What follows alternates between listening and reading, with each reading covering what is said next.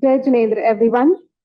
I wish a warm and pleasant good evening to respected dignitaries, esteemed guests, and dear friends. On behalf of the International School for Gen Studies, a division of Amar Prerna Trust, I, Pragya Jain, extend a heartfelt welcome to each one of you to this special evening of learning, celebration, and recognition. Today we gather here at Abhay Prabhavna and virtually on Zoom to celebrate the second edition of ISJS Awards and to the book release ceremony. I request all of you to be seated and all the dignitaries to come ahead.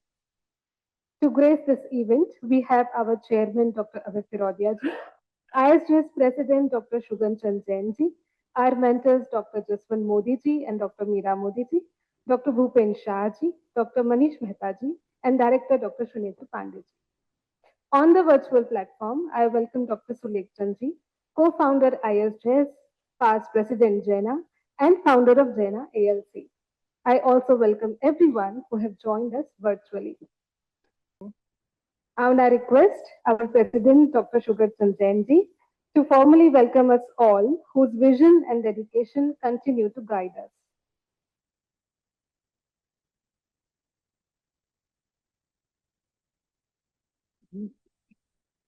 Since we don't have the lighting the lamp, so I will bow to the Saraswati goddess. Jaidu Shuddha Devda, Shuddha Devi ki Jai Ho. It is my honor and pleasure to welcome you all today on this auspicious occasion of celebrating the awards ceremony, the second award ceremony of International Jain School for Jain Studies. It is very important, it is very auspicious for me because of the number of leading Jain community leaders here.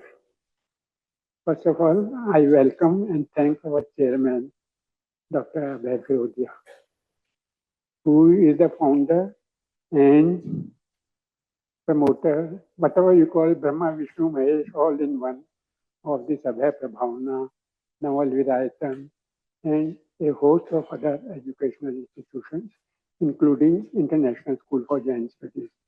So I welcome you, Dr. Firodia ji. Then I welcome Dr. Jaswant Modi ji. He and his wife Meera ji, who have been traveling from United States at this age to take stock of Jain projects going on in this country. And ISJS has been closely associated with them.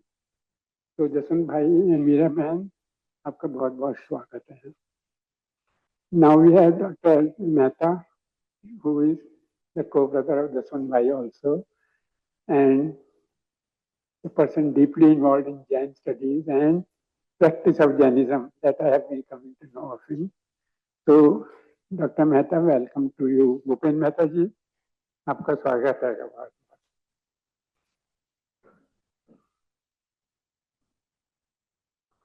Now I come to other dignitaries.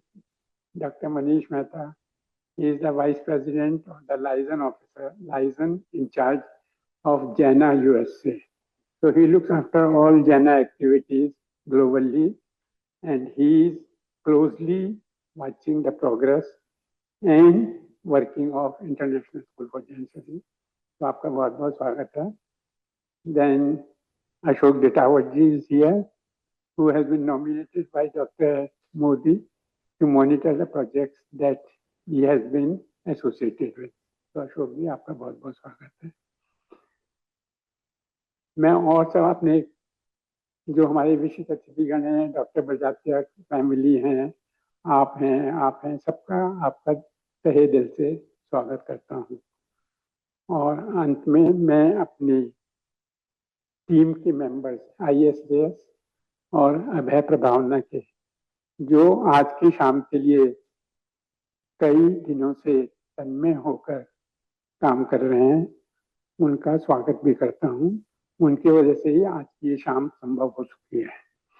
तो आप सबका स्वागत करते हुए मुझे बहुत खुशी हो रही है. अब मैं आता हूं ऑनलाइन पे. ये जो हमारा जो इवेंट है, क्योंकि ISJS इंटरनेशनल एरिना में काम करती है, तो हम इस प्रोजेक्ट को ऑनलाइन भी ब्रॉडकास्ट कर रहे हैं. तो ऑनलाइन में I think you should see we have more participants than here.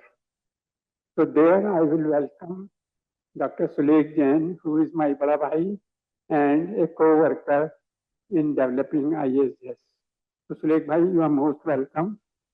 Then I welcome the award winners. The award winners of the first year, Professor Tina Vanikans, Anil Mudraji, and Natalie. They had won the prizes for the first year. And today we have Professor Maldia, who is 91 years old, a renowned professor of statistics in USA and Oxford, and an astute Jain scholar who will be getting the award for the best book, Destructive Emotions. And the other one is Professor Claire Miles, who had been our student also, and now is a professor at Tübingen University, Germany, and she gets a paper award for the best paper. And we see the spirit of Jainism proceeding. She has already donated her award money to a student undertaking PhD studies in Jainism. So you see, this is the beauty of Jain philosophy, that when you do and see it out, do all these things. And there are hosts of others whom I cannot see here on the screen. So friends who are on the Zoom joining us, I extend a hearty welcome to all of you. So with this, now I invite our hostess, Pragya ji, to carry the program further. Thank you all very much for listening. As we further in this evening, it's a joy to honor our distinguished guests. Felicitation is our way of showing that appreciation. Begin presenting each guest with flowers and the ISJS stole, a simple gesture of respect and warmth. May I invite Shubhan Chandji to kindly felicitate Dr. Jaswant Modi ji and Dr. Mrs. Meera Modi ji with the ISJS stole and flowers.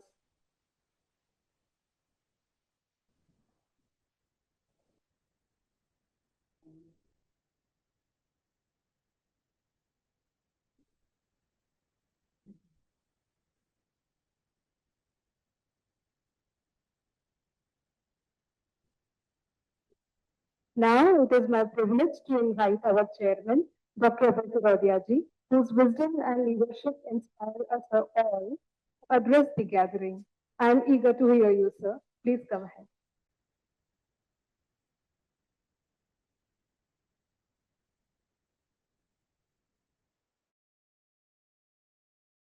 Distinguished guests, to Abhay Prabhavna, our own Margadarshak, Shuganji, and friends. Actually, at this academic program, where felicitation of people who have achieved some academic distinction, I am the wrong person to talk. But having been asked to speak, I will only speak generally about what I believe is the relevance of our value system.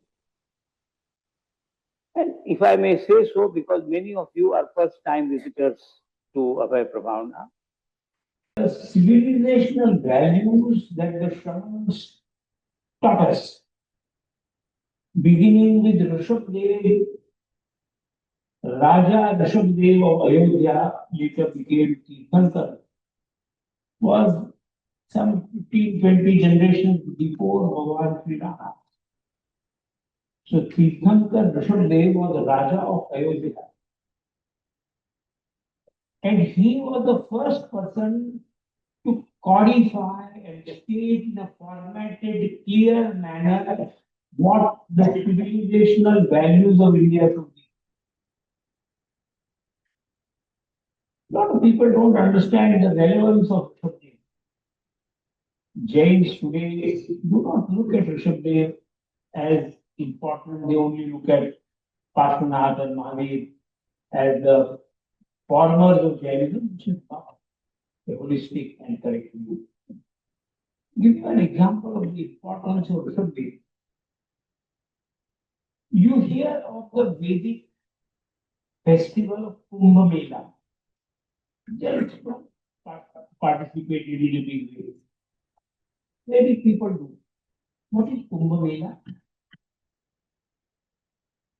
Bhagwan Rishabh, when he had his Diksha ceremony was performed in Prayag, the Ganga and the Yamuna River. And before the Sangam, is view on which is Ayodhya. So Ayodhya to Prayag is maybe 100 kilometers or 50, I have not measured, but it's very close. Rishabh Dev's,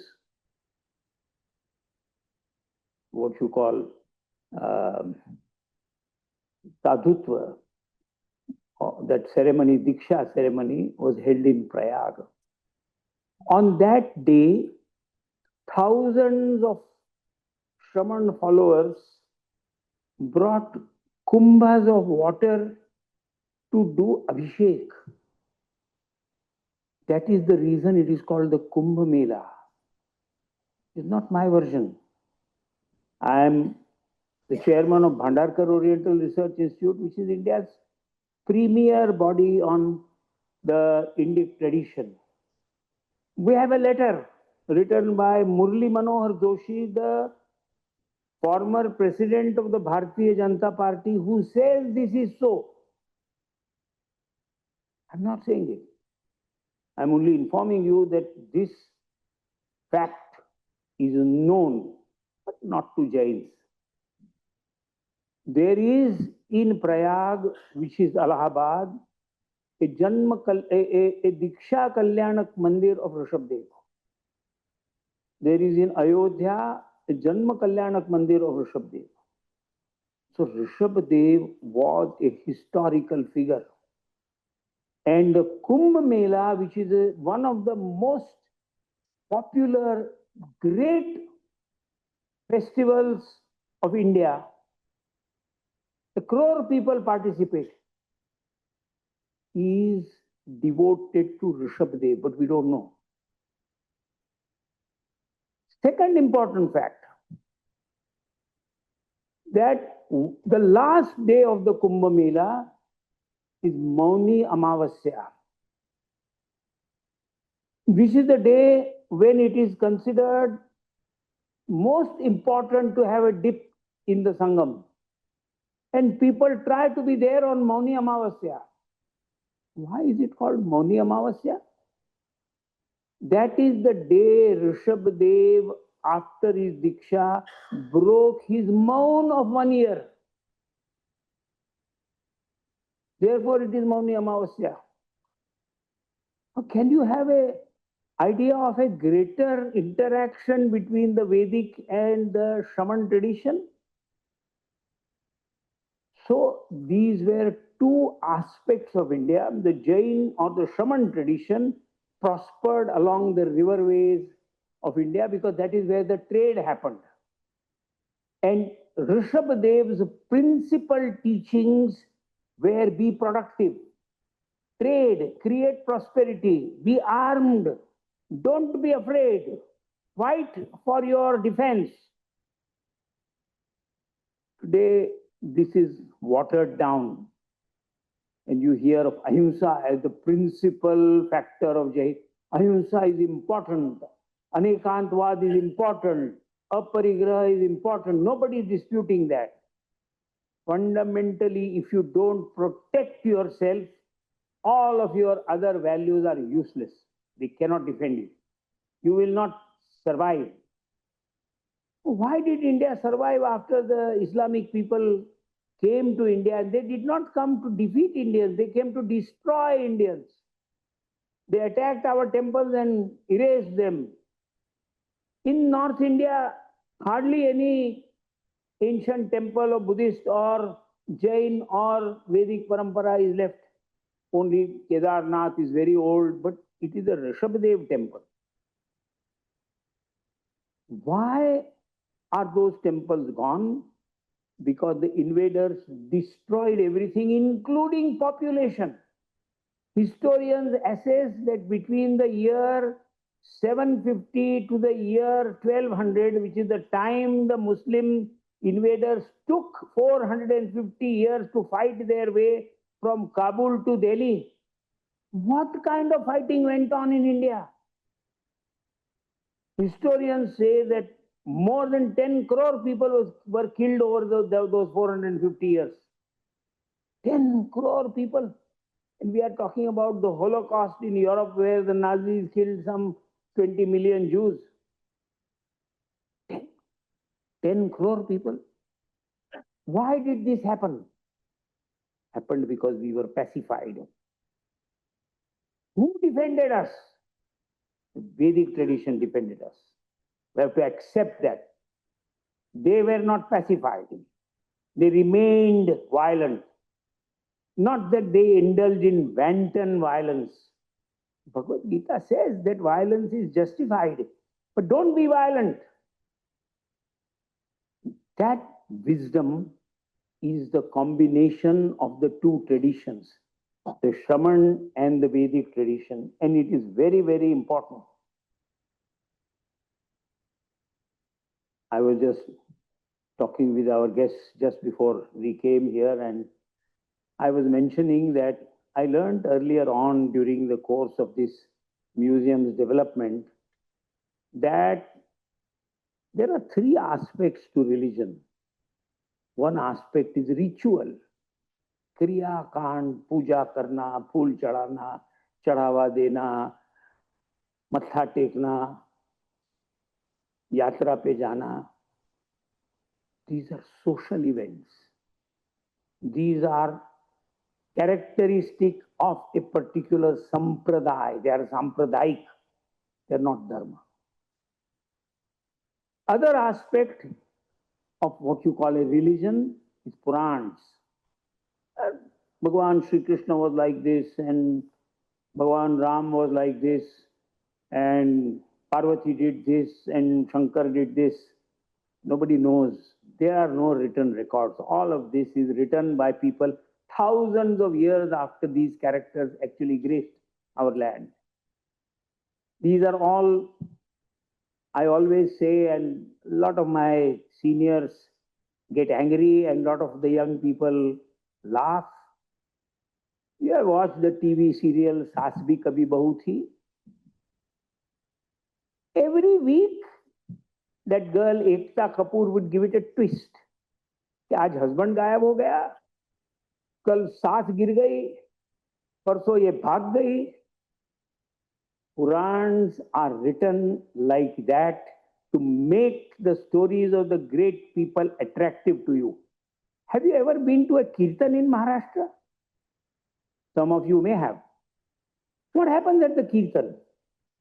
The kirtankar starts off by telling you a little bit about Ram. Then he will go into the present, that Sharad Pawar did this, and he will make a joke about it. And he will tell you Modi ji is doing this and make another joke about it. So the kirtankars are entertaining you with things you can relate to convey something. Same thing are the Puranas. They are not religion. They are entertainment for people. In the old times, at 6 o'clock in the evening or 7 maximum, there was darkness. So khana vana sab pehle ho jata tha. And then what to do? You can't go to sleep at 7. So people went to the mandir. And in the mandir there was bhajan, kirtan, and somebody told a story. That is the tradition through which Puranas were born, and they have been written down. So what matters is values and values alone. Dharma is basically values, nothing else. Why is India a great country? Why India, in spite of all this, has survived? How much atyachar has been done on India? Hundreds of years of Islamic destruction, hundreds of years of colonial exploitations. The Muslims who came to India destroyed your temples and took away your wives and children and killed you.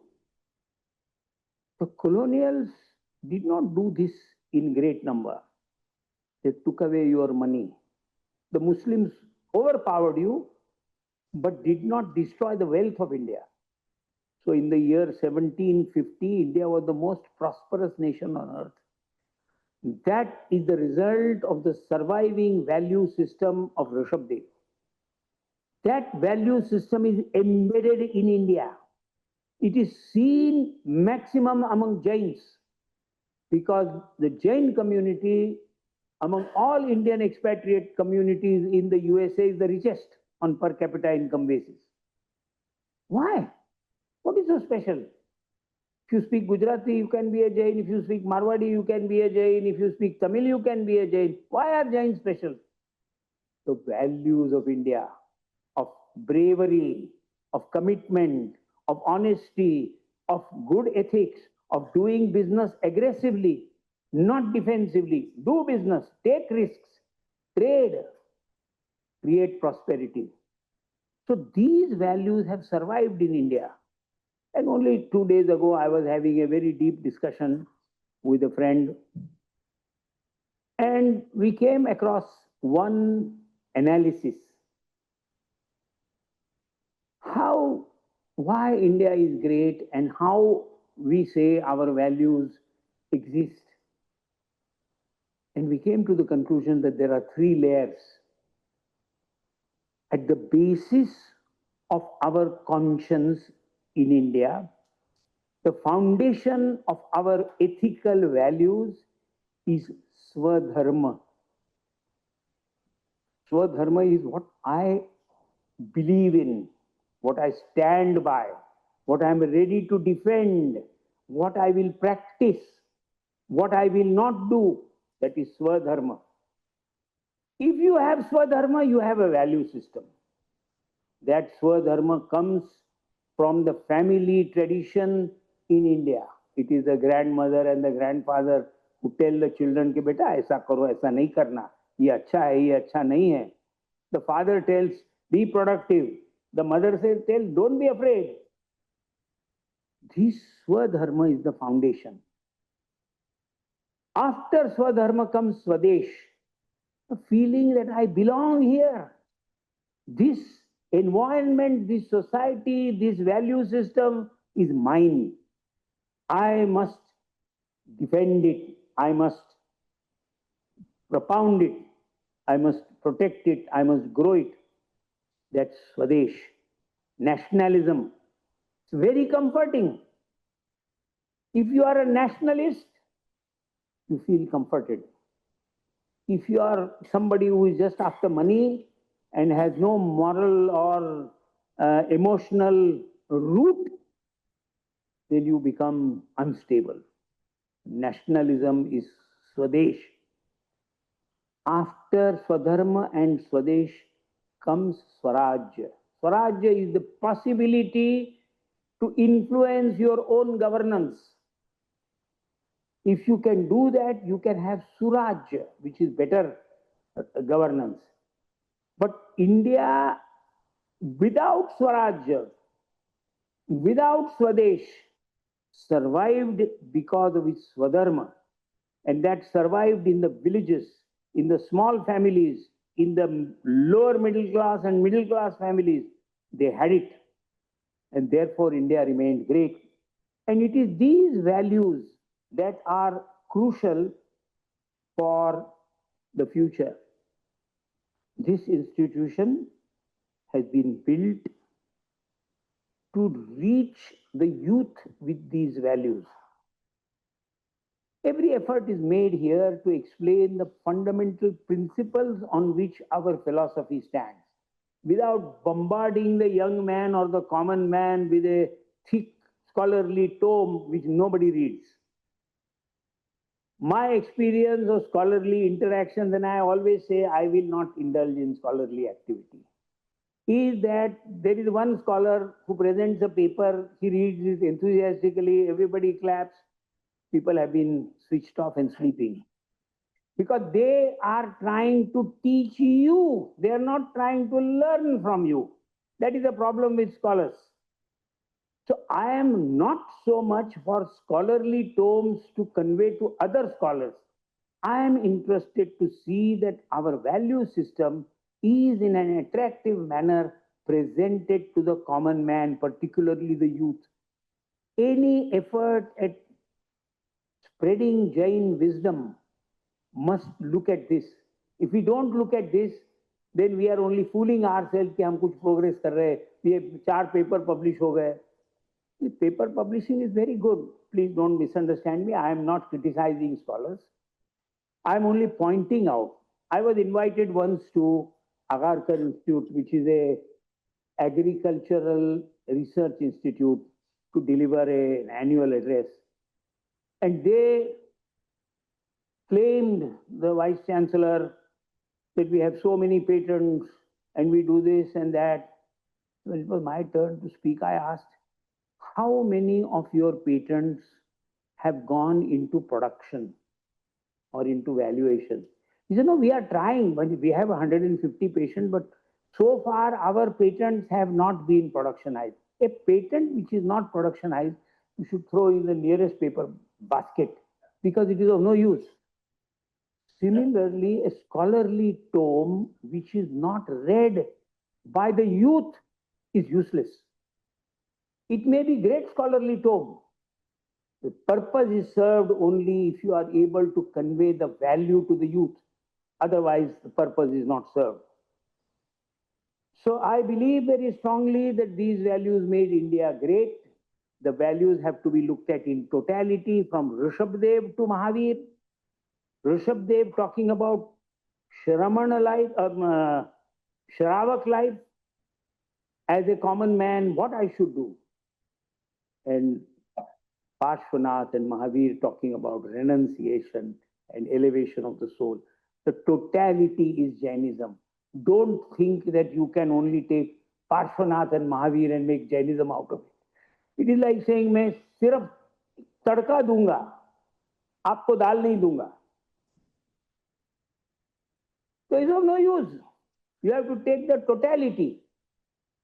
So I very strongly feel that we should be focusing on that, and I am happy that the ISJS is slowly but surely moving in that direction. It is an effort, but we will make it. Thank you.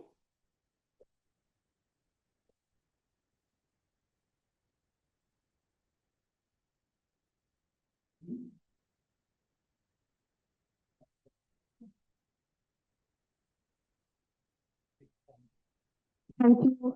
Thank you so much.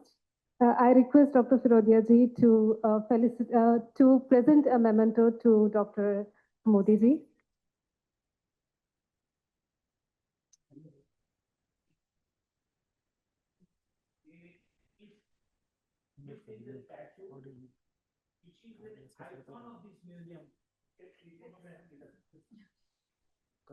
Icon of this museum.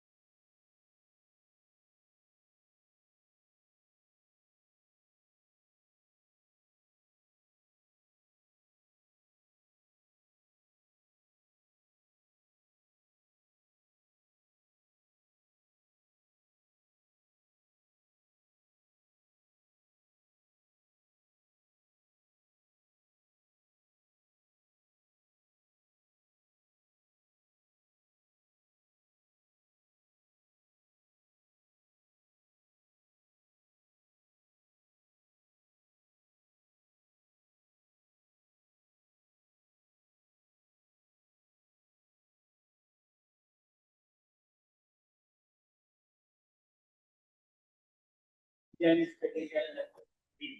So during summer, ISJS offers a 3-week residential training for senior undergraduates and graduates. Another residential program offered during summer is a 5-week residential school, and the minimum eligibility for participation is a graduate degree in South Asian studies or philosophy, religious studies, or an allied subject. ISJS offers a 3-week teaching for peace program during summer for K-12 teachers designed to help them cultivate non-violent and peaceful environment both inside and outside the classroom. For 3-week programs, ISJS in association with Deccan College provides the 3 credit units, and for 5-week programs, 5 credit units. So we introduced a winter program in 2018, and for 2 years we organized this at Ahmedabad in Gujarat, and since 2020, this program is being conducted virtually every year from December 28 to January 6. And any inquisitive who has no background in Jainism can join this program for basic and authentic knowledge of Jainism. Another important feature we introduced recently is 10-day online program on Jainism for Hindi-speaking people.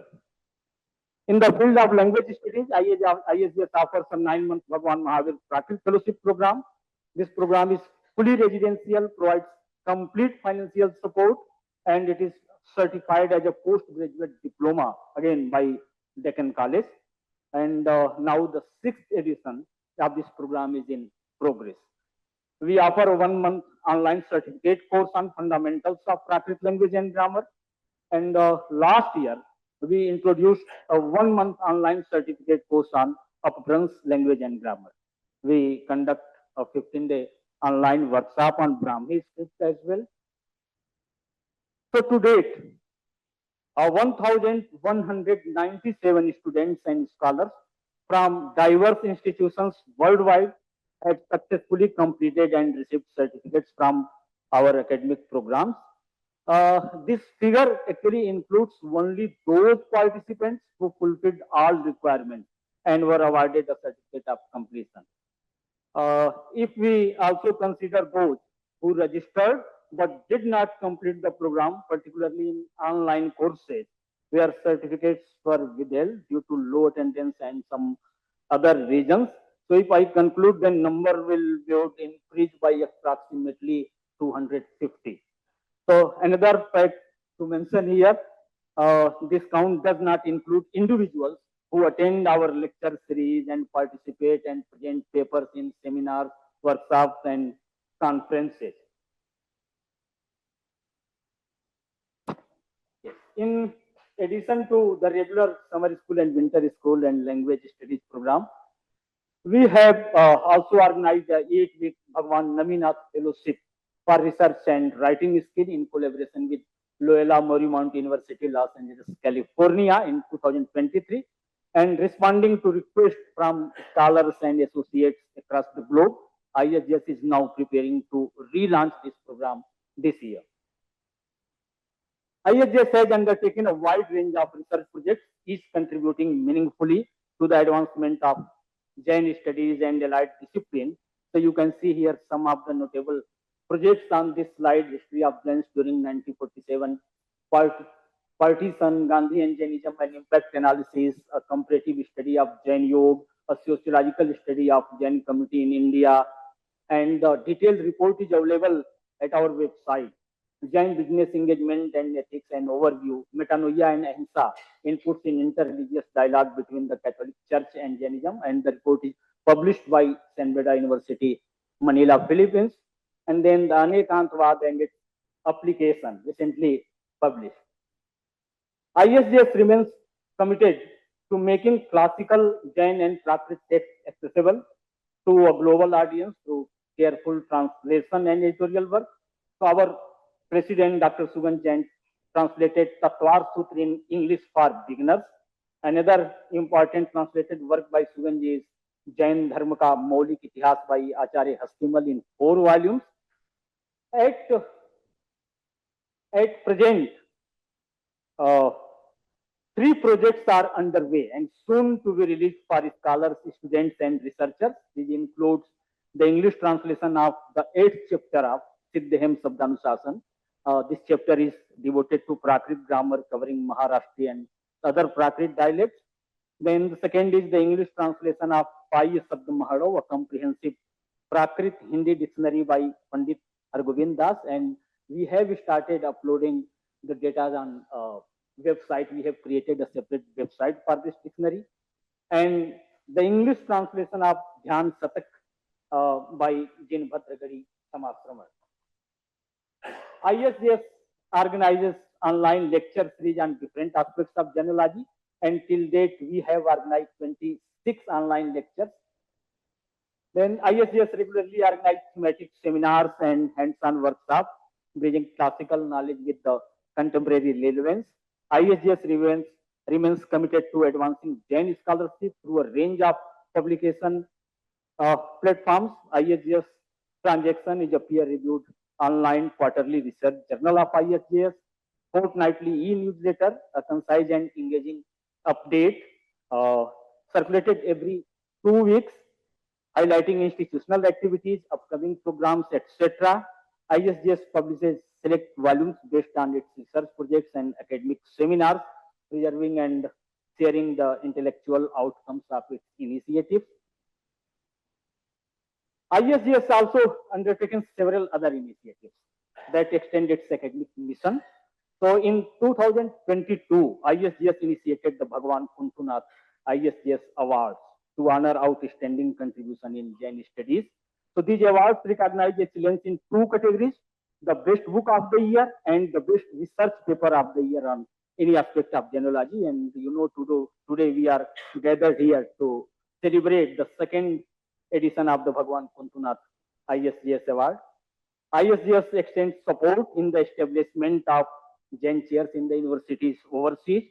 ISJS supports promotion and implementation of Jain values in K-12 schools run by Jain Shiksha Pracharak Society, Delhi, headed by our founder, Dr.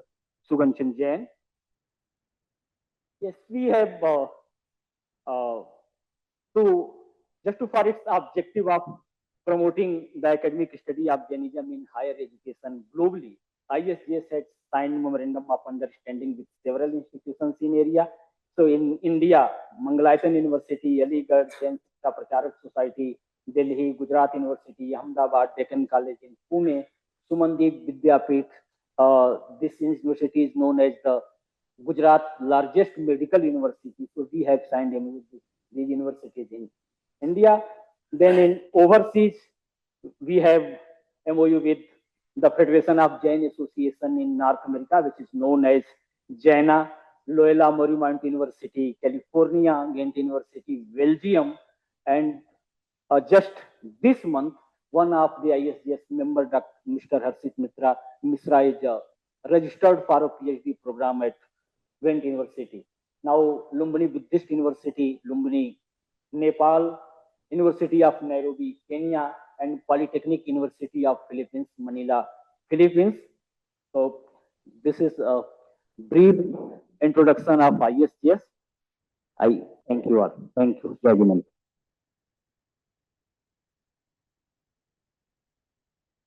That was really brief. Thank you, Dr. Pandey, for highlighting the work and vision of ISJS. We now move to the much awaited book release. This evening, we present 2 significant works that enrich Jain scholarship.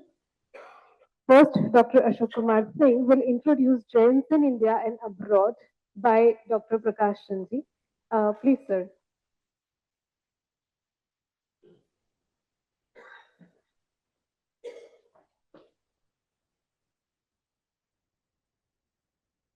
Honorable dignitaries, esteemed guests, colleagues, and students.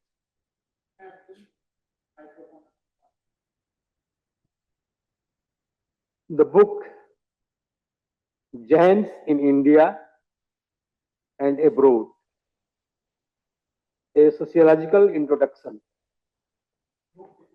is authored by Dr. Prakash Chand Jain, an eminent sociologist and advisor to ISJS. He retired as Professor of International Studies at Jawaharlal Nehru University, Delhi.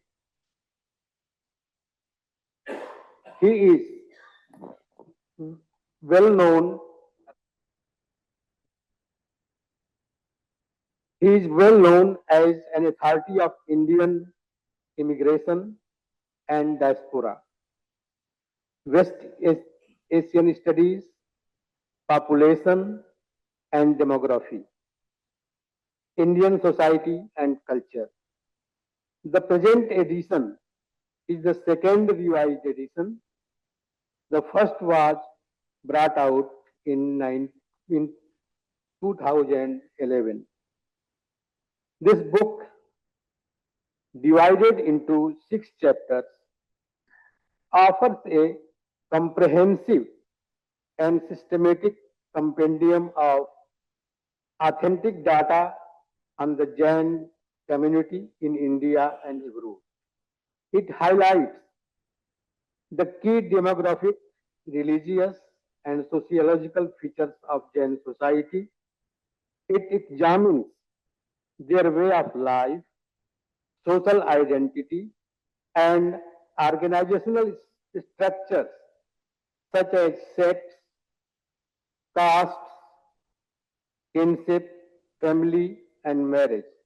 The book also explores cultural practices, including food, festivals, and pilgrimage, as well as the role of Jain associations and the status of contemporary Jain women together with their inter-ethnic relations. In addition, it traces the historical and civilizational contribution of Jainas to Indian culture. Significantly, the volume devotes an entire chapter on the Jain diaspora, offering valuable insights into the global presence and influence of the community. The volume is enriched by the ISJS project on the Jain sociological studies, incorporating numerous tables, figures, photographs, and appendices. Its extensive bibliography, covering 46 out of total 200 pages, speaks volumes about the wide range of sources and the depth of effort the Professor Jain has put in making this book a truly commendable work. This book is bound to remain a modern classic in its field for many decades to come. Thank you. Thank you, Ashok sir. And to introduce the second book, I request Dr. Naveen Srivastav to come ahead.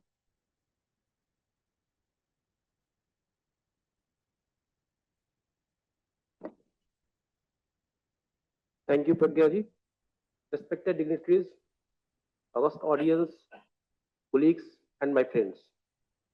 It is my great privilege to introduce a book which is on application of Anekantwad, Jain pluralism. So now I'm giving a very gist about the book. Application of Anekantwad, that is Jain pluralism, is an edited volume by Shugan Chand Jain and Preeti Rani Jain, jointly published in 2025 by Motilal Banarsi Das, Delhi, and International School for Jain Studies, Pune.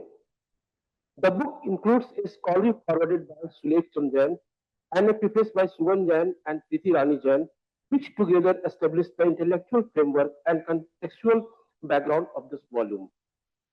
The book clearly moves on account of from a philosophical principle into a practical, interdisciplinary method for engaging with the complexity of non-absolutism. It treats Anekantwad not merely as a doctrinal idea, but shows how pluralistic thinking can actively inform decision making across diverse fields such as medicine, education, physics, law, and media status.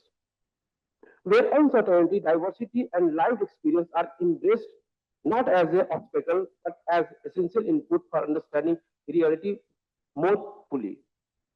The book maintains a consistent epistemological thread, demonstrating how multiple perspectives can coexist without collapsing into mere relativism. This carefully balanced lends the work both scholarly rigor and contemporary relevance, qualities that are especially vital in an era marked by polarization and absolute thinking. To effectively present this interdisciplinary scope, the book is structured into seven well-structured thematic sections. That is, the first is philosophy and spirituality, second is health and wellness, third is education, fifth is physics and mathematics, fifth is judiciary and democracy, sixth is sociology, and seventh is business and mass media. This volume brings together 25 scholarly research articles authored by eminent scholars and practitioners from across the world. Together, these contributions reflect rich diversity of perspective. This shows very clearly the interdisciplinary relevance of the Anekantwad in today's academic discourses, not confined to philosophy alone, but reaching into many fields. These voices demonstrate how pluralism can enrich our understanding of complexity in modern age. In addition to its scholarly contribution, the volume also presents well-structured bibliographical notes on each contributor. These notes provide readers with valuable insight into the contribution, academic background, and area of expertise, enriching the context of the research and highlighting the breadth of knowledge represented in this book. So I'm requesting all of you to please read this book. This is well versed, as we always say, an ekantwad is nothing but it is respecting the other's view. You can see these views in this book. Thank you. Thank you, Dr. Srivastav. And now I request our dignitaries, Dr. Firodia ji, Dr. Modi ji, and Dr. Shugam ji to formally release these books. Please give a round of applause for the title Jains in India and Abroad by Dr. Prakash C. Jain. Jains in India and Abroad by Dr. Prakash C. Jain.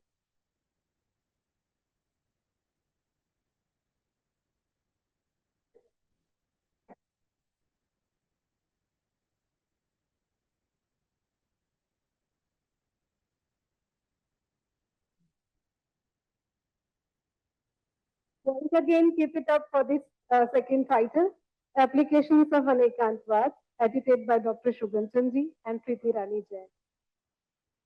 The second title, Applications of Anekantwad.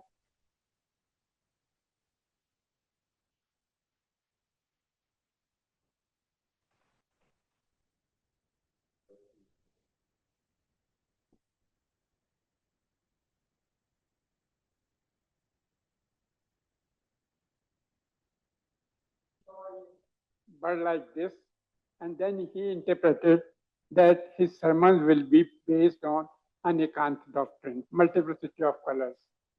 Second thing, like the first one, is Preeti Rani. She joined me as an assistant, research assistant, and on completion of the book, she became a professor at Hansraj College. Okay, thank you very much.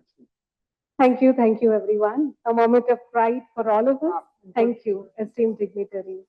Thank you very much for this honor. Thank you.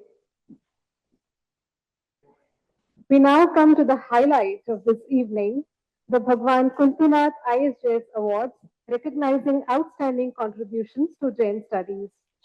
To begin, Dr. Shugansi Jain will share a brief about the awards, their sponsors, criteria, and history. Shugansi ji.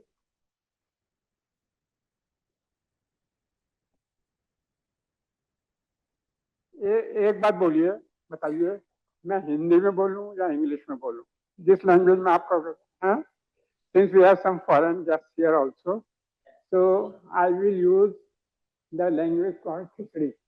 Mostly English, but Hindi also. Okay. You know, when we started this institution, ISJS, our objective was to introduce the academic, experiential academic studies in the universities of the world. So what we did is we studied what a department of philosophy does in a university. Teaching, research, holding seminars, publication of papers, books, and so on, conduct research projects. So gradually we started with education, and as Dr. Pandey told you, we kept on moving. And the results started becoming, obvious with the growth in the work functioning of the department that Dr. Frodia, took it over and adopted this, as a business. Now, the last thing that came to our mind is that we have such a large corpus. We have built a large corpus of students and others. How to motivate them? Because हर एक को recognition अच्छी लगती है. तो हमने कहा ठीक है. लोग कहते हैं नोबेल प्राइज, कंपनी देखना आपको नोबेल प्राइज के पीछे कितना पड़ा हुआ है. तो हमने कहा we will also start a similar project whereby we will recognize the work of our young and old scholars. And there we identified two categories. Number one, a book, and number two, a research book. It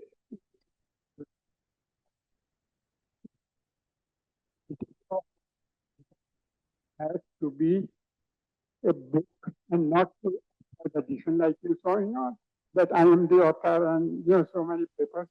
This should be the contribution of an individual writer, author. So with these two criteria, we started looking at we will have the medium application has to be English, because that was our proposal to introduce a global educational journalism. So with these considerations, we said let us set up two awards, the best book and the best paper. And I'm happy to say that the best book award of rupees 1 lakh was instituted by Dr. Suleik Jain of USA, who is my elder brother and a founding member. And the second member, being an Indian, for the best paper was instituted by me with an award of rupees 25,000 rupees. So these were the two prizes that we have, and the name is ISJS award. And like this one Modi ji wants every Tirthankar's name to be associated. So we said Bhagwan, Kunthunath awards. Okay. So this is, we have the combined wisdom of everybody. Now, it's a very difficult subject, how to choose a book. If I choose the work of Dr. Firodia, Dr. Modi can say, why not mine? You are biased or these or things. So we started with setting up certain yardsticks, which are not only verifiable, but which help us solve the razor thin margins between the number one and the number two.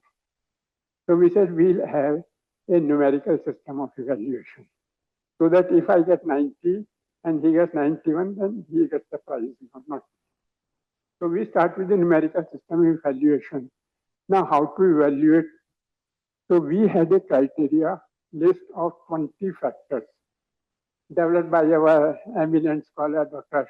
Ashok Singh, and he assigned numbers to each factor for a total of 100. Idea was that one is not carried away by the sentiments. बहुत अच्छी language है, इसको दे देता हूँ, ये मेरे भाई की लिख कर देता हूँ, no. So we said these are the criteria, and this is how they will be awarded. So the one who gets the best will get this. So we started advertising. Now here is a limitation of budgets or our approach. We advertise for inviting to our newsletter. So first year we got good response and got the award. This year also we did the same thing. And unfortunately in the first year we did not get enough. So we combined this year the award for 2 years, 24 and 25, 23 and 24. April 25. And we received number of papers and books. We received both the hard copies and the soft copies. Because for evaluation, we have to send to different scholars in India and abroad. And then we had each paper and each book evaluated by at least 2 scholars who are known to be experts in that subject. For example, we say book on Anikant, then we look for a person who has demonstrable expertise in Anikant. So we had a panel of 25, 30 evaluators to whom we send the books and the papers. And then we compiled their things. And like, UPSC others, we removed the identity of the scholars when we sent to the people. Because community is very small. If Modi ji sees my name as the author, he will say, "De do isko award." No. So we remove the identity of that. So once we received these, then we tabulated them. Okay, in order of merit, and we sent to a final team of 3 persons. A professor from USA and 2 members of the academic liaison committee of JANA, who had been promoting, this thing. So these 3 people then look at that thing, they ask questions, and finally they say, this is the best book and this is the best paper. So this year, the best book award goes to, you will see that now, Professor Mardia. He is a 91-year-old man, an eminent professor of statistics and OBE, like a Padma Shri, and a Jain scholar simultaneously. And his book is Destructive Emotions, जिसको हम हिंदी में कषाय कहते हैं. तो इन्होंने कषाय के बारे में किताब लिखी है. It's a masterpiece. We have them, here, so you can see this book. So Dr. Modi is a person who got this award. He is in England. And the other prize goes to Professor Claire Mice. She is a young lady. She is and she is now a professor at University of Tübingen, Germany. And she got the award for her best paper on Sallekna, the end of life practices. And the impact of Jainism is she has donated the prize money to a student, Jain student in the university. So these are the results of this year's award. I would now invite, Aap Aiye to proceed further with the award ceremony. Thank you, sir, for announcing the winners. Now I request Dr. Srinedra Pandey to read the citation for the Best Book Award.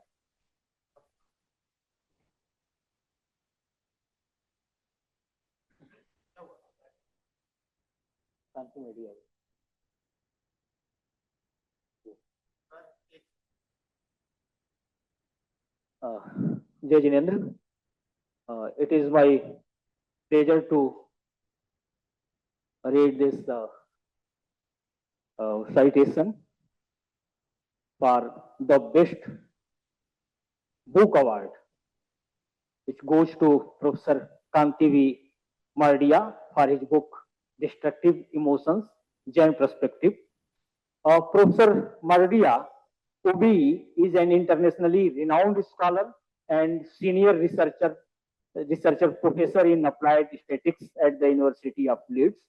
Over the course of his distinguished career, he has authored numerous influential works, including the celebrated The Scientific Foundation of Jainism, published in 1990, which presented Jain philosophy in a clear and accessible manner.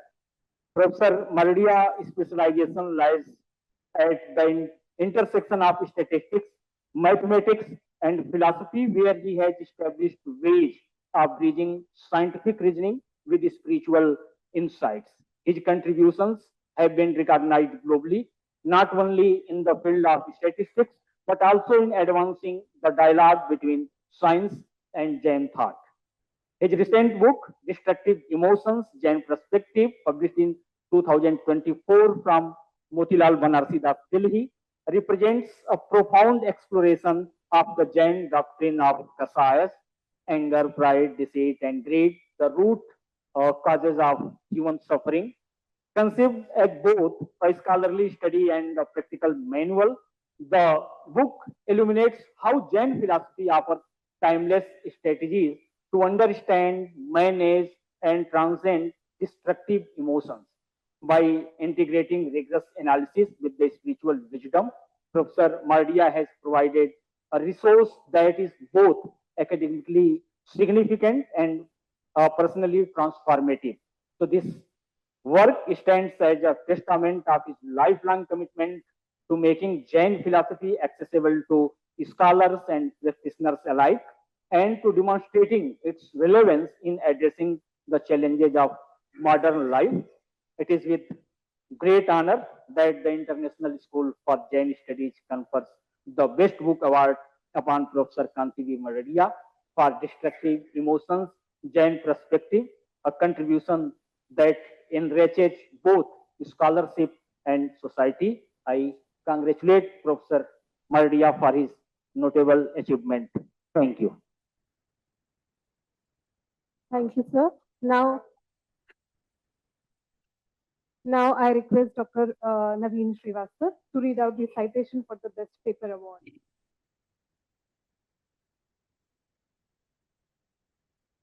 Thank you, Pragya ji. The best paper award goes to Clear Mess on the article Sanlekhana and the End of Life, option to voluntary stopping of eating and drinking. She is a professor. She is associated with the University of Tübingen, Germany. This article is published in Diligence of South Asia 2022. This article examines the Jain practice of Sanlekhana in dialogue with the bioethical practice of voluntary stopping of eating and drinking, that is called VSED. Mass situated Sanlekhana within its religious, ethical, and historical context, emphasizing that it is a vow of spiritual discipline and self-purification, where death is a natural outcome rather than the objective. The article gains importance in the light of 2015 Rajasthan High Court ruling which criminalized Sanlekhana by equating it with suicide. Mace argues that the legal view ignored factors such as intent, voluntarism, reversibility, and communal support, all central to the Jain understanding of this practice. By comprising Sanlekhana with voluntary stopping and eating and drinking, that is VSED, which is legally and ethically recognized as a permissible end-of-life option. The article highlights shared features. Both involves a conscious, voluntary, and gradual decision to forego food and water, and both are reversible for a period.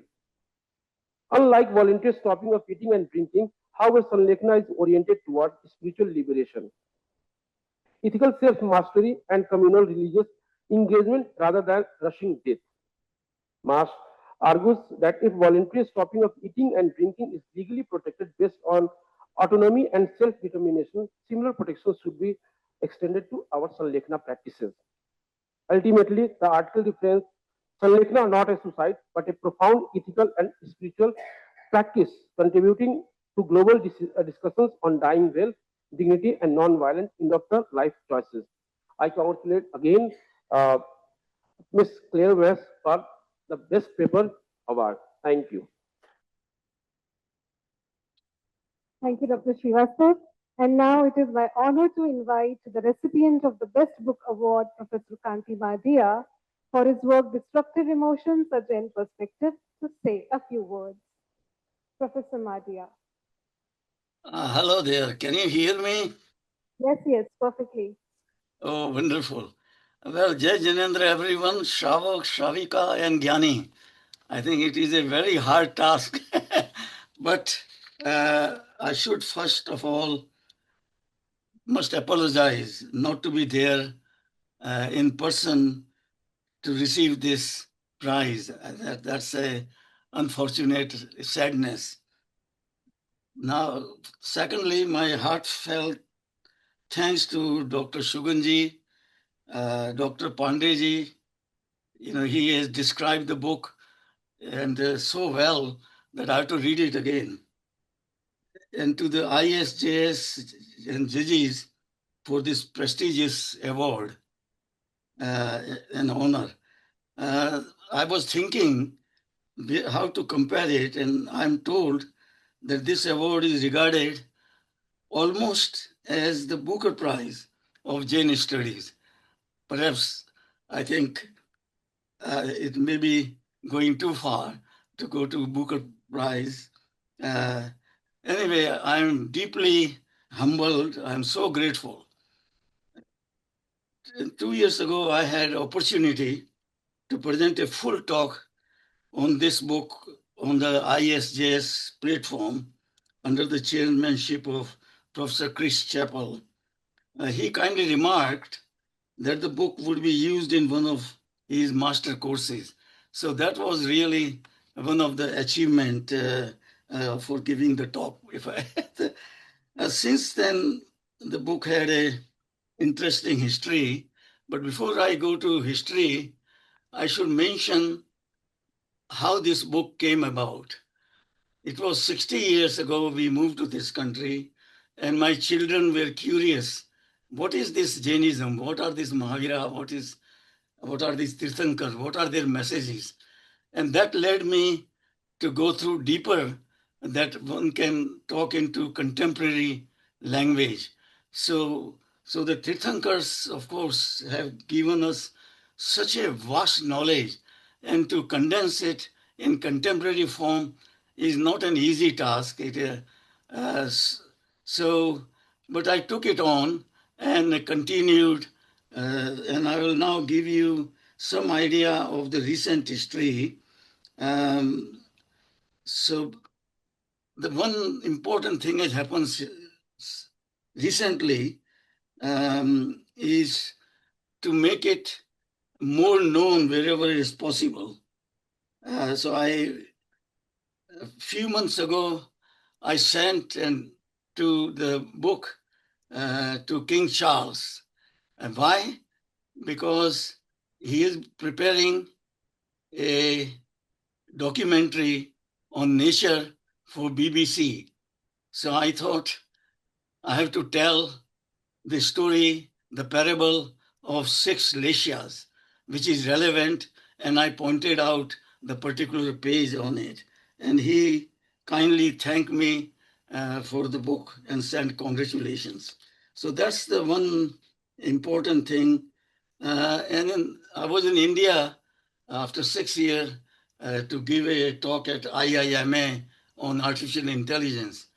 At that time, I thought I should also now give this book some prominence.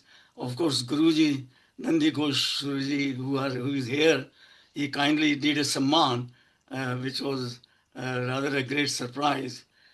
So what I did was, in Udaipur, I met King of Udaipur, Maharana, and partly because I knew that he is writing a thesis on stress management. And so I presented this book to him, saying how relevant is Jain psychology on this particular topic. So that's one of the interesting. Other interesting part of my way of doing is, scholar, of course, they are jnani, learned, but also to make it popular. So this book is not stand alone. It has got album to go with it, which was prepared well in advance with Dr. Ravindra Jain, the legend, who inspired and wrote such a beautiful lyrics, and I hope you folks are going to hear those one day. So again, now let me go through some other part of the journey. It was almost 30 years or even more when I finished my first book, The Scientific Foundation of Jainism. Some of you will know, and that was the first book which came while talking to children, also in University of Leeds, interacting and giving my inaugural address, Jainism and Science. But the work was inspired by Jambu Vijayji. I met him initially when I was writing having heard so much of him. And then when I finished this book, I said, now what should I do? I should write something else. And I went to him and he says, your first book is very much like Tattva Sutra, some element of Tattva Sutra. It is not same. So now your second book should have element of another book of Uma Swati Prashamrati, with emphasis on Kashaya. So that's how it started. Of course, as it has been mentioned by Dr. Pandey very well, that it is an important contemporary topic with so much going on around the world. People need to understand, what is the thing which is, or what are the aspect of it which makes all these violence. Why these people are so greedy, why they get so angry, why they do deceit, hypocrisy, and why they are so proud. So it is all in all. And this new book came, and when I started, I thought I look at the literature, but it was unfortunately limited. There have, of course, original Kashai Pahaud, and we have got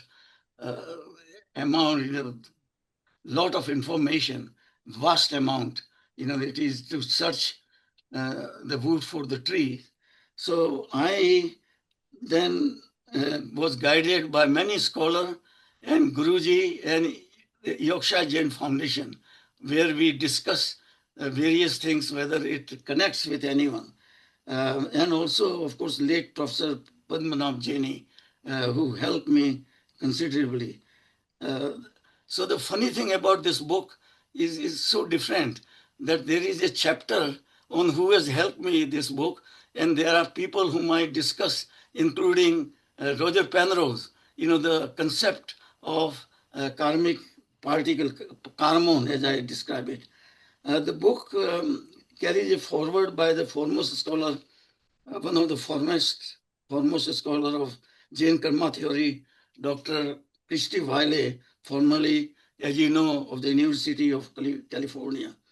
The preprint of the book was launched at the University of Birmingham, and I'm so grateful.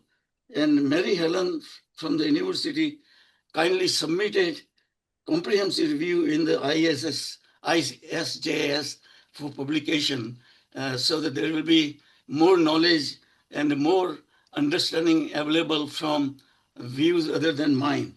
Last but not least, I wish to thank the MLBD publisher, Sri R.P. Jain, who produced the book with such a care, beautiful formatting, because there are many images, many tables, many languages. It's a nightmare. But he produced an excellent design and shape and size.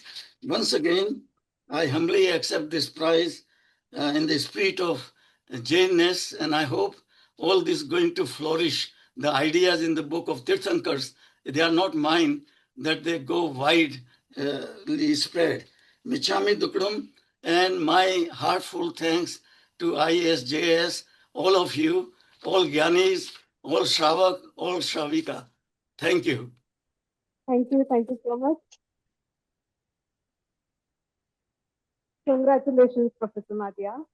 And now we welcome the recipient of the Best Research Paper Award, Professor Claire Ness, for her paper on, let me take a minute to complete the title, Sanlekhna and the End-of-Life Option of Voluntary Stopping of Eating and Drinking, an ethical argument to consider the Jain practice of fasting to death as different from suicide. Professor Mess. Thank you. Jai Jinendra, everyone. It is truly a pleasure to be here, even virtually.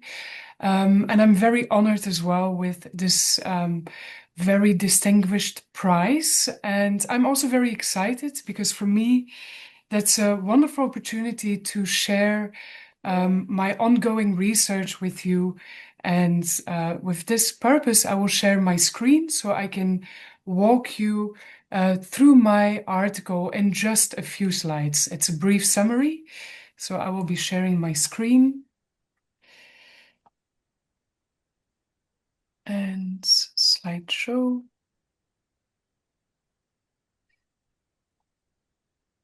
All right, so I assume everybody can see the slides. Okay, so wonderful. So this is the very lengthy title of the publication.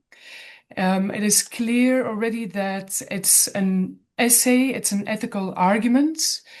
And so what I have done in this publication, which you can find online, it is published by the Religion of South Asian Journal, and everybody is welcome to download a version. And if you have difficulty accessing the publishing website, you can also easily download it via academia. So the main thesis or my main arguments of this paper is that from a medical and a legal point of view, Salekana, or the Jain practice of fasting to death, can be considered a form of VSED. Perhaps for some of you, VCD is a new term, so let me briefly explain what VCD is.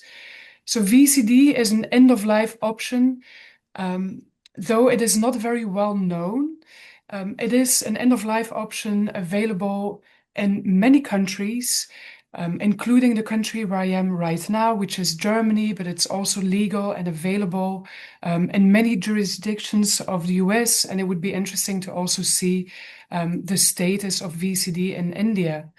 So just like euthanasia and medical aid in dying, it is an end-of-life practice, but it is less controversial than euthanasia and medical aid in dying. So what is it exactly? VCD is an end-of-life practice where a currently or prospectively seriously ill patient makes an intentional decision to hasten her own death, his or her own death, by completely stopping the intake of all foods and fluids. So some of you will say, well, this is very familiar. This is basically very similar to the Jain practice of fasting to death. And this is exactly what I want to point out, so that the Jain practice of fasting to death has something similar to be compared to, which is available in the end-of-life practices, which is namely VCD.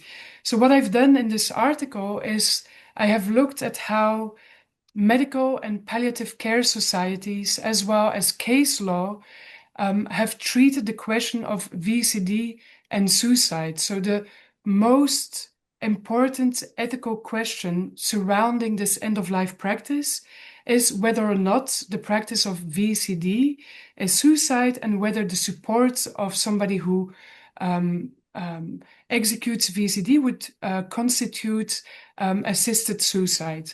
So these are ethical questions that medical societies, palliative care societies, as well as case law has looked at, and in the majority of the cases, they conclude that VCD is fundamentally different from suicide, and they have a set of arguments.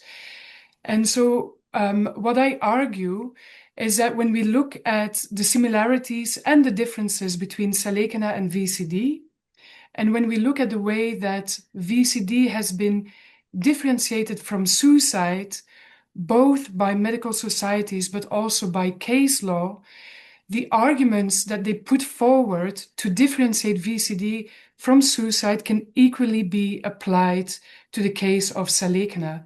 So basically, I try to add new perspectives to the ethical debate of Salekana and the question of suicide.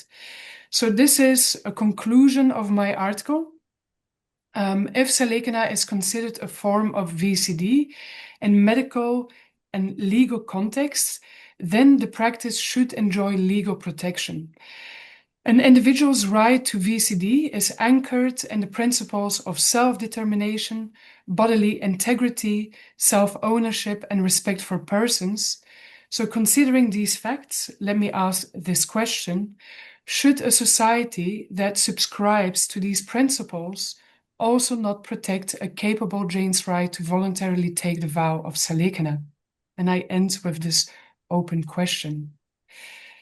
So thank you for your attention, and perhaps if I could still share very briefly, thank you very much for your support and for this recognition. And I am especially very grateful for the visibility that this article will gain because of this prize. And I look forward to all of you reading it and all of you contacting me to share your thoughts and your ideas. I would love to continue the conversation and to hear your thoughts on this article. So thank you very much. It is also for me a way of contributing back to ASJS. So as Shugenji mentioned at the beginning, I used to be a student myself of this program many, many years ago. And it is just a pleasure that now, many years later, one of my articles was selected and I can give back in this way to the community. So thank you very much. Thank you, Claire, and congratulations. Now we are privileged to hear from Dr. Jaswant Modi, whose support and encouragement have been invaluable for hundreds and thousands of Jain enthusiasts. Sir, I request you to please address the gathering.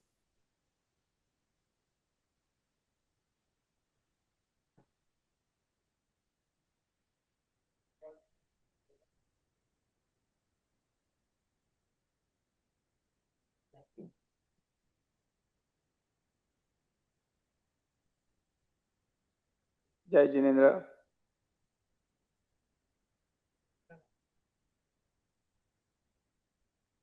This almost about 10 to 12 to 14 years ago, we started approaching different universities for an academic Jain education and implement syllabus at the undergraduate level, graduate level, and the PhD level. Under the mentorship of Dr. Sulek Jain and many of my colleagues who works in the same field, Dr. Narendra Parsan, Manish Mehta, Dr. Nitin Shah, and many, many others have contributed time, financial resources, ideas, and a vision.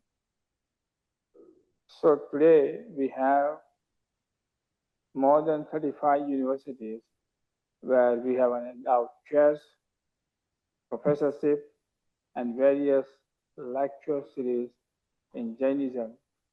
And that has been a success that has been created by this Jain community. The reason we went to the academic university is that's where the next generation of the students, researchers, and the thinkers will come that will shape the future. And we believe that educating the youth will be a proper way of promulgating our Jain principles. As you can see, most of the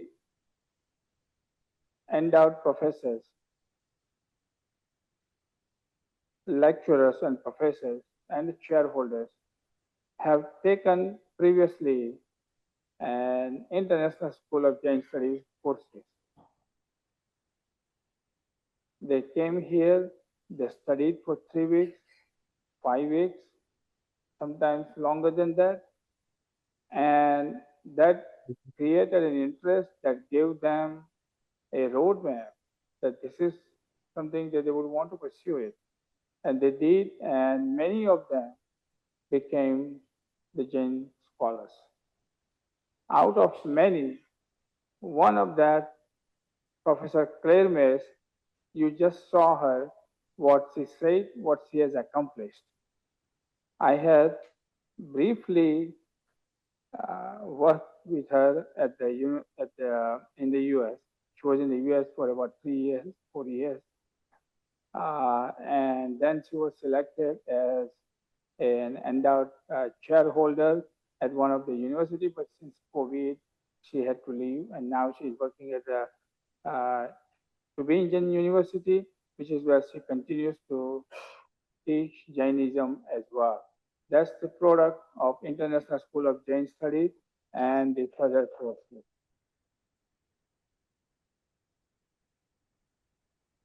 I believe that ISJS has done a wonderful work at the initial stages for the people to know in a short period of time what the basic principles of the Jainisms are, and with the simple explanation to the non-Jains or to the people coming from a foreign country, even during the summertime, that gives them an idea what to do in the future.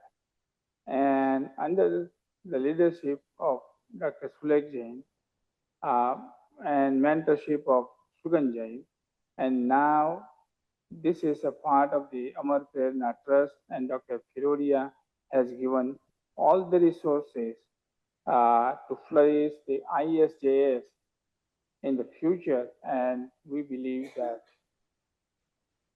this will be a milestone in the Jain academic education for now and in the future.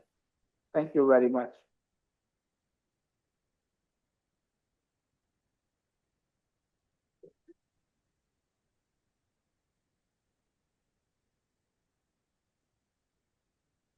Thank you. Thank you, Dr. Modi, for your kind words. This August gathering is beneficial from your wisdom and inspiration. Now, as we near the close of this formal program, I request Dr. Sulekji to propose the vote of thanks.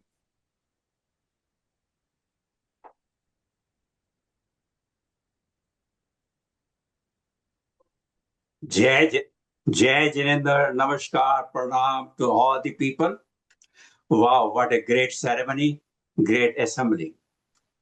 Before I tell you the excitement that I have, Jain studies that Dr. Modi just mentioned are really progressing. This is our time. Hardly anybody knew us in the academia 25 years ago. The scene has changed. And the people who changed the scene are people like Claire Mays. And why I say that, 40 years ago, she decided to study Jainism. She spent a lot of time at Mysore University to learn Prakrit, Sanskrit, Hindi, and many other languages. Around the world, there are nearly 100 scholars like Claire Mays who took Jainism as their subject. That time, my brothers and sisters, there was no hope ever for these people that they will get a job. Absolutely no hope. When you have no hope and still you want to devote your life to Jain studies, either you will say you are mad, you don't know what you are doing, or you are really committed. So this was a tapasya. Claire, yours was a tapasya. I really mean it. And all of that was done by these hundreds of people at not Jain money, public money, your own money. So what a contribution you have made. I've known you for many, many years. When you were at University of Texas in Austin, we have eaten together. So I'm happy to be knowing all these scholars, Dr. Kanti Mardia, whom I have met several times. Okay, he is our luminary. And Claire, you definitely show you live by Jainism all the time. So I want to congratulate you. This award is something unique, which some people mentioned, Dr. Sugan also mentioned. The evaluation for whom we select for the award is very thorough, not impartial. Okay, it is not just I happen to know Claire Mays and I recommended her name. In fact, I was not even party of that. Okay, so quite impartial. And from that perspective, this award is being recognized. And why it is being recognized? Let me give you. 2 years ago, the first time the award was given. It was given to Professor Tere Weckman from Ghent University, for the best book she wrote about the Jain diaspora in Kenya and those African countries. She is a recognized professor scholar at Ghent University. And she has right now 4 PhD students and 3 more people have signed up. 7 people, okay? All because the work these people do. The best paper award 2 years ago, I just want to see how important this is. 2 years ago, the best paper award was given to 2 people because they were both completely at the same evaluation number. Professor Anil Mundra, he was a postdoc. When he got this award, he was appointed a chaired professor at University of California at Santa Barbara to the Jain position. Isn't it? The second was this one student, Natalia. She is from Ukraine. She wrote one of the best papers on Jainism. And because of that paper, this award, she is now a PhD student at a very prestigious university in USA, at Georgetown University. So this award is being recognized on your curriculum vitae on CV. So with that, I just say how grateful we are for Dr. Mardia and Dr. Claire Mays to be accepting this award and giving this honor, and especially to our own ISJS alumni. So again, congratulations. Dr. Claire Mays, I also want to thank you.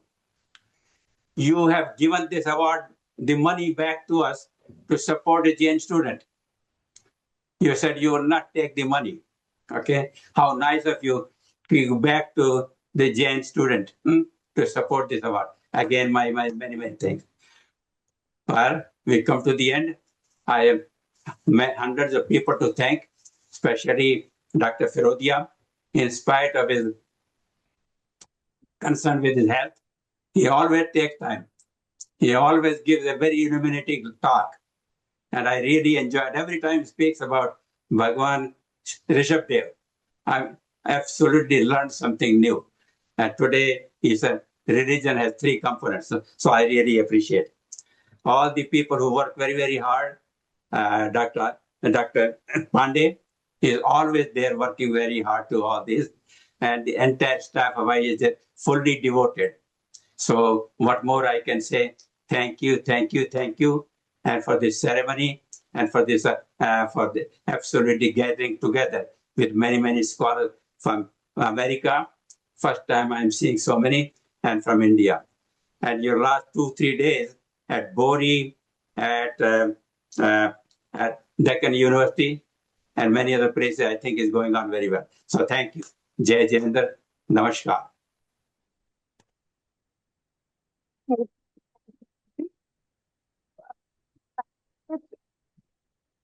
Possible, I acknowledge the dignitaries, recipients of the awards, and everyone who joined us online and in person for making this event beautiful. With that, we conclude the formal proceedings. Please join us for dinner at the food court, followed by an outdoor visit. We wish you all a pleasant evening and safe travels back home. Thank you once again for being a part of this celebration. Jai Jitendra. And please gather here for a group photo.